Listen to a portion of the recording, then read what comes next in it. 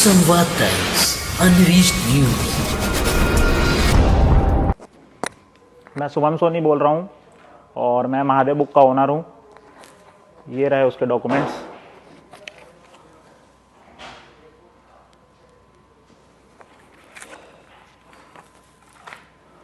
और ये मेरे आधार डॉक्यूमेंट्स हैं। ये मेरा आधार कार्ड है।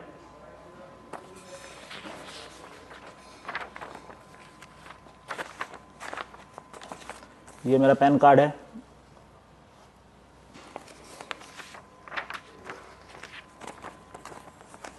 और ये मेरा पासपोर्ट है।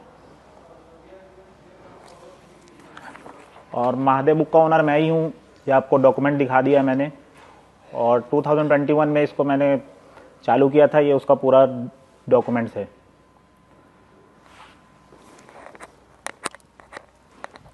मेरा गैम्बलिंग का काम बहुत अच्छे से चलने लगा था फिर भिलाई में। और ये तो बहुत ही छोटे से काम चालू हुआ था। उसके बाद धीरे धीरे काम बढ़ता गया। अब काम बढ़ता गया। उसके बाद हमारा लाइफस्टाइल भी चेंज होता गया क्योंकि पैसा बहुत आ रहे थे। तो सब नोटिस करने लगे। मेरे मतलब जो आसपास के लोग हैं वो लोग नोटिस करने लगे। धीरे धीरे बात ऊपर तक गया। तो फिर कंप्लेन वगैरह भी होने लगा। तो फिर ऐसा हुआ कि अब प्रोटेक्शन का जब बहुत ज़रूरत था हमको, क्योंकि लड़के भी अंदर हो रहे थे कुछ कुछ। तो उसके बाद मुझे पता चला वर्मा जी के बारे में। फिर मैंने उनसे मीटिंग की। फिर मुझे समझ लो हफ्ता वसूली वाला काम चालू हो गया। अब वर्मा जी से मैंने मीटिंग किया तो फिर उनसे बात हुआ।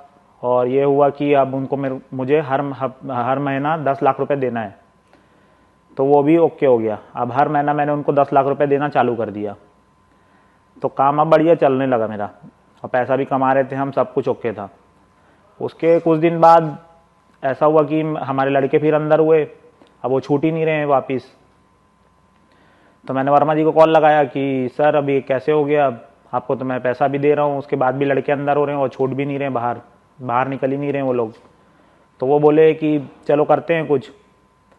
फिर उसके बाद भी लड़के नहीं छूटे। फिर मैंने वापस कॉल किया उनको। तो वो बोले कि भैया लगता है अब यहाँ से काम नहीं होगा, मैं चलो आपको किससे मिलवाता हूँ, ऐसा करके बोले हो। मैं बोला ठीक है सर मिलवा दीजिए, बस लड़के लोग को बाहर निकलवाना है। तो वो मेरे को लेके गए, साथ में लेके गए रायपुर। मैं बोला ठीक है मिलवा लो भैया जिससे भी मिलवाना है। तो वो बोले कि चलो करते हैं कुछ।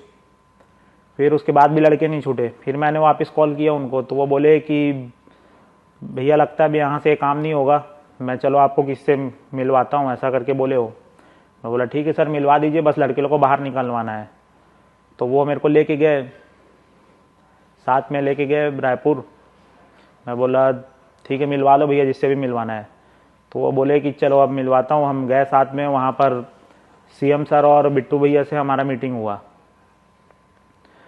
ये चीज़ का मैंने पूरा अपना लिख के दे दिया है उसमें रिटर्न स्टेटमेंट में कि क्या हुआ वहाँ, कैसे हुआ, क्या किस बात का डील हुआ, हर चीज़ का स्टेटमेंट मैंने दे दिया अपने रिटर्न डॉक्यूमेंट में।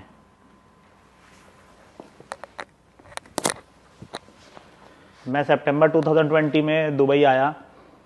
जैसा कि मेरा मीटिंग हुआ था सीएम साहब से, तो उन्होंने बोला था कि दुबई जाओ अपना काम बढ़ाओ और वहाँ मीटिंग करो जाके। तो मैं गया और मीटिंग भी हुआ मेरा कई लोगों से। तो 2 लोग के साथ मेरा यहाँ बिजनेस भी सेट हो गया और अच्छा खासा काम भी बढ़ने लगा। सब कुछ ओके चलने लगा, जैसा सीएम साहब बोले थे सब बढ़िया हो गया। उसके बाद मुझे यहाँ 2 लोग मिले जो भी मेरे भिलाई के ही थे, सौरभ और रवि। तो वो लोग से मैं मिला, उनका यहाँ कंस्ट्रक्शन का काम था। तो मैंने सोचा मैं भी काम चालू कर लेता हूँ, यहाँ अच्छा काम है ये चीज़। तो मैं उन्हें अपना पर्सनल एडवाइज़र रख लिया ये काम पे, कंस्ट्रक्शन के काम पे। अब इसके बाद हुआ ये कि फेमस ये लोग होने लगे महादेव बुक के नाम से। मैंने बुक खड़ा किया, मैंने बुक चालू किया, फेमस ये लोग हो रहे हैं। मैंने जीरो से चालू करके पूरा ओके आसमान तक पहुंचाया इस बुक को, और फेमस ये लोग हो रहे हैं। बताओ ऐसा थोड़ी होता है। ठीक है उनको आशीर्वाद नहीं था सीएम साहब का, इसलिए उनको वो फेमस हो गए। ये गलत बात है ना। इस चीज़ का बुरा लगता है बहुत ज़्यादा।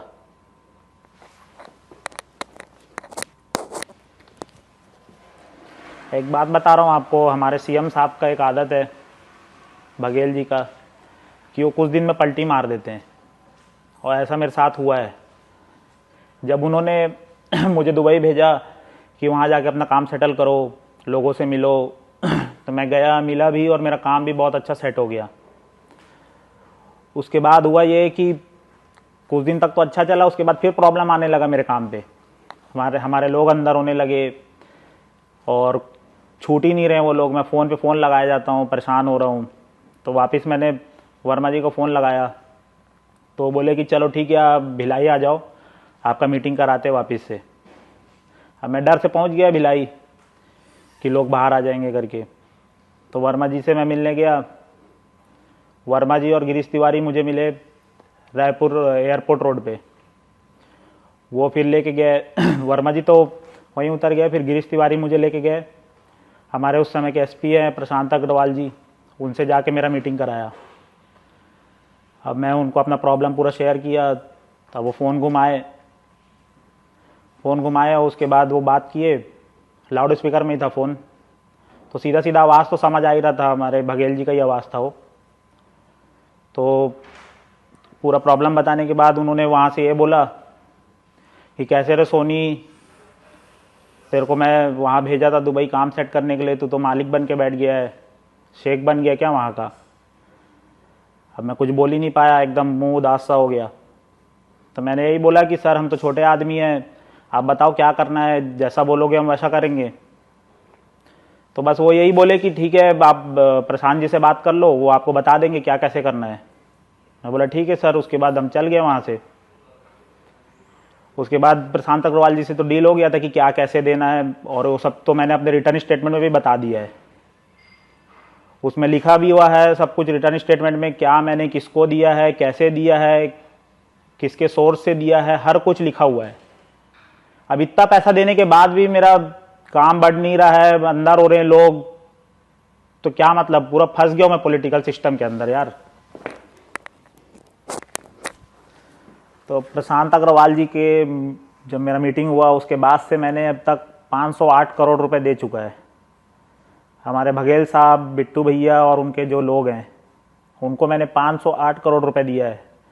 उसके बाद भी मेरा काम नहीं हो रहा है, मेरे काम में डिस्टर्बेंस हो रहा है इतना ज़्यादा। मैं इतना परेशान हो गया हूँ इस सिस्टम से, अब क्या करूँ समझ नहीं आता है।